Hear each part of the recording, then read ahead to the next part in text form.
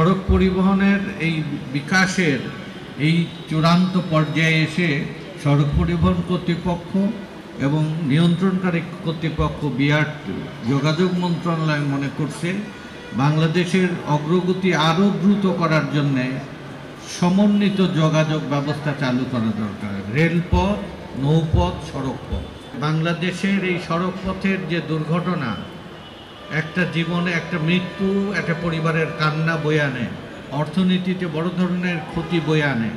আমরা বাংলাদেশের এই আপৎকালীন যতক্ষণ পর্যন্ত আমরা একটা উন্নত, নিরাপদ, সুশৃঙ্খল বাংলাদেশ গঠন করতে না পারছি ততক্ষণ পর্যন্ত যাদেরকে যে দায়িত্ব সে দায়িত্ব সমন্বয়ের মাধ্যমে পালন করা।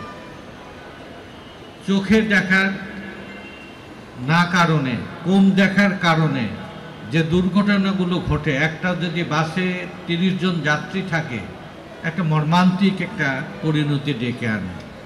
তারপরে দূরপাল্লার গাড়ি চট্টগ্রাম থেকে রওনা দিয়ে একেবারে দিনাজপুর পর্যন্ত, ঠাকুরগাঁ পর্যন্ত পৌঁছায়, বিরতিহীন এই যাত্রা, ক্লান্তি এসে ঘুম এসে যায়, শারীরিক অক্ষমতা, সব কিছু মিলে বাংলাদেশে যেন প্রতিটা মানুষ তার নিরাপত্তা পায়, তার জন্যে আমরা সবাই মিলে সকল মহল চেষ্টা করছে।